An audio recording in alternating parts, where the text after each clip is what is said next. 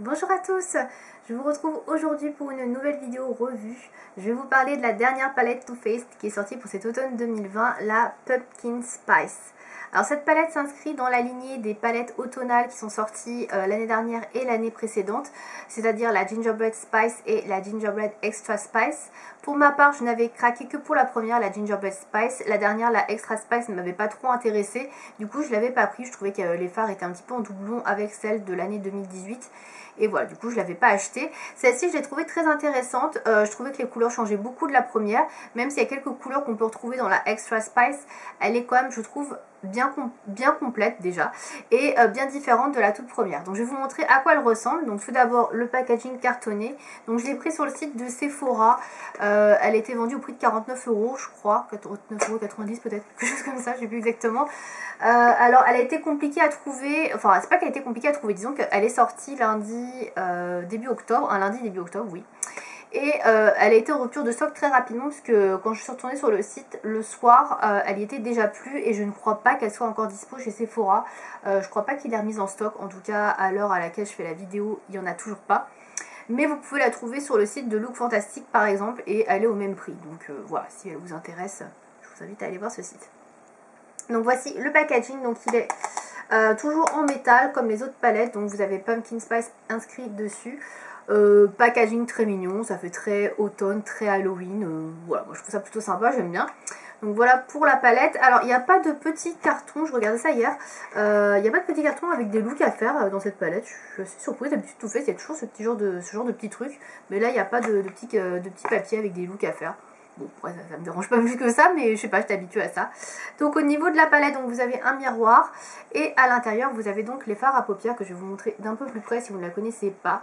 Donc voici les 18 fards à paupières qui composent cette palette. Donc comme vous pouvez le voir, il y a beaucoup de couleurs assez différentes. On n'est pas uniquement autour de l'orangé, vous avez du vert, du kaki, du violacé, du violet ici. Et vous avez également un petit peu de couleurs un peu plus neutres, même si on a très peu qui sont plus par là. Donc voilà, c'est une palette qui est quand même assez, je trouve, variée par rapport à la thématique. Par rapport à la toute première palette, on est vraiment beaucoup plus dans une variation de couleurs, comme ce qu'il pouvait y avoir dans la première Gingerbread Spice. Je suis désolée, elle est un peu poudreuse, j'ai un peu de poudre parce que je me suis maquillée encore avec ce matin. Vous retrouverez d'ailleurs à ce sujet deux maquillages, peut-être plus, hein, mais pour l'instant il y en a deux sur le blog. Donc des maquillages qui sont dans les tons un petit peu vert kaki et un petit peu doré et rosé, vous verrez, voilà. Si ça vous intéresse, de toute façon il y a la barre, dans la barre d'infos vous avez l'adresse du blog, donc n'hésitez pas à cliquer dessus et bah, vous pouvez retrouver donc des petits maquillages réalisés avec cette palette. Donc cette palette, voilà pour la composition. Au niveau des fards, alors vous avez 1, 2, 3, 4, 5, 6 fards, ouais je crois que j'en ai 6 fards irisés qui sont dans cette palette, donc c'est pas énorme, et tout le reste vous l'aurez compris, les 12 autres fards ce sont des fards mat, donc il y a quand même une prédominance assez importante de fards mat. Je vais mettre le carton de la palette pour se cacher parce que sinon je pense que je vais vous éblouir à force, surtout que le soleil va et revient là, c'est pas très pratique pour filmer, je suis désolée, mais ouais, le temps est comme ça en ce moment. Donc voilà, je disais donc, vous avez donc une prédominance de fards mat dans cette palette, ce qui n'est pas pour me gêner. Pour le coup, moi j'aime beaucoup les fards irisés, c'est clair, mais je n'aime pas que ça. J'aime bien avoir dans une palette vraiment une harmonie autour des deux différentes textures. Et là, pour le coup, je trouve que c'est plutôt bien respecté, puisque les couleurs qui sont irisées, comme vous pouvez le voir ici, donc ces couleurs-là sont quand même des couleurs assez claires. Et du coup, je trouve que bah, voilà, ça se marie plutôt bien avec les couleurs mat qui sont proposées dans la palette. Donc ça, c'est plutôt cool.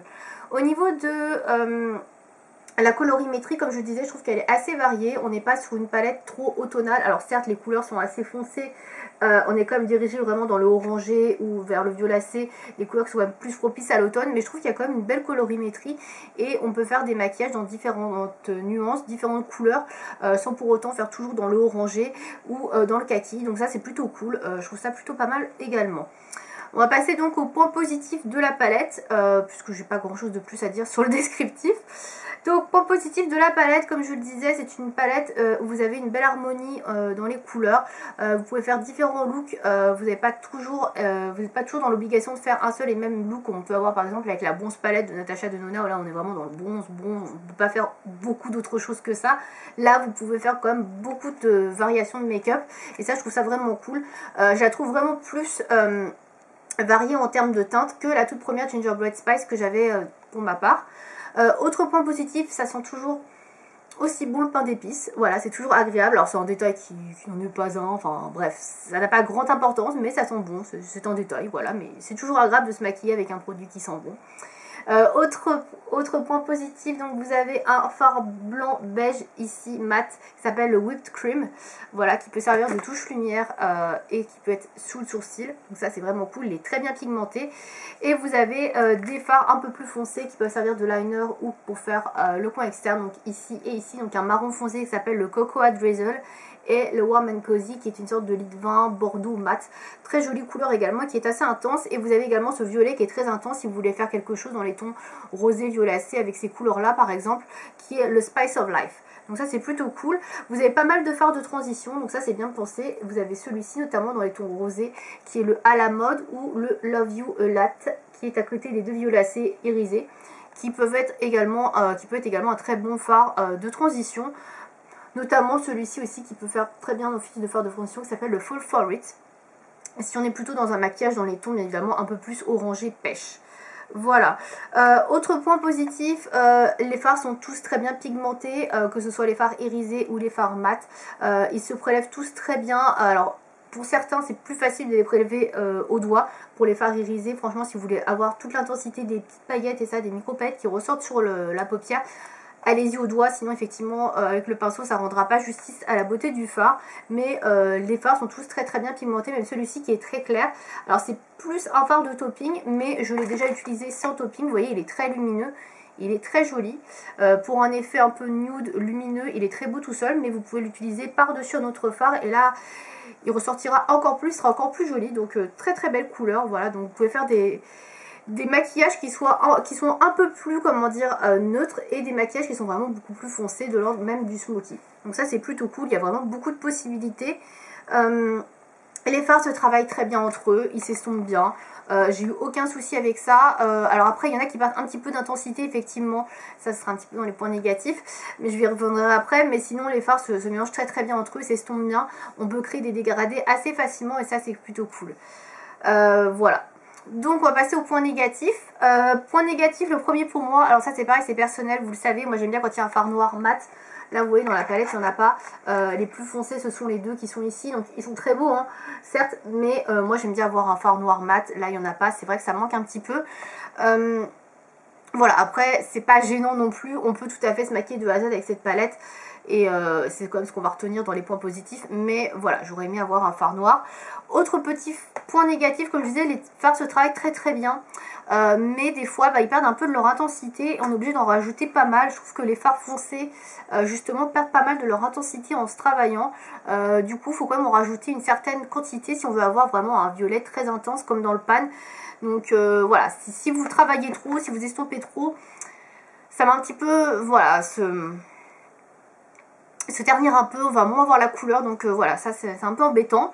Les fards mat sont un peu poudreux, un peu trop poudreux à mon goût, pour certains, alors pas tous, mais surtout les fards foncés en fait, ils sont assez poudreux, donc ça c'est vrai que ça fait pas mal de chutes, donc faire gaffe à bien tapoter le pinceau, pas trop en appliquer d'un coup, ouais, ça c'est un petit bémol, mais voilà, c'est pas non plus hyper gênant. Voilà, c'est vraiment les seules remarques négatives que je pourrais faire, voilà, les fards un peu trop poudreux et le fait que ça fasse un petit peu de chute et ce manque de fard noir, de couleurs qui s'affadissent un petit peu. Quand on les travaille un peu trop, c'est vraiment voilà, c'est minime. Clairement, je trouve que c'est une très bonne palette Too Faced. Je la trouve vraiment mieux que la Gingerbread Spice, la toute première que j'avais achetée. L'harmonie pour moi me correspond davantage, il y a beaucoup plus de choix de teintes, il y a beaucoup plus de variations de teintes et je trouve qu'elle est vraiment beaucoup plus belle, voilà, tout simplement. Après c'est une question de goût, il y en a qui préféreront peut-être les précédentes, moi je trouve que celle-ci est beaucoup plus complète et beaucoup plus jolie, mais voilà, c'est vraiment... Voilà, une question de goût. Au niveau de la qualité, je retrouve bien Too Faced et ces palettes Chocolate Bar, les premières qui sont de très bonne qualité. On est vraiment sur une qualité similaire et franchement, voilà, Too Faced a fait du très bon boulot. Je plébiscite cette palette, je la trouve très bien. Si vous cherchez une belle palette automnale avec des couleurs variées, pas que du orangé ou que du kaki, franchement celle-ci je vous la recommande vivement, elle est très bien. Si vous aussi vous l'avez acheté, n'hésitez pas à me dire dans les commentaires ce que vous en pensez.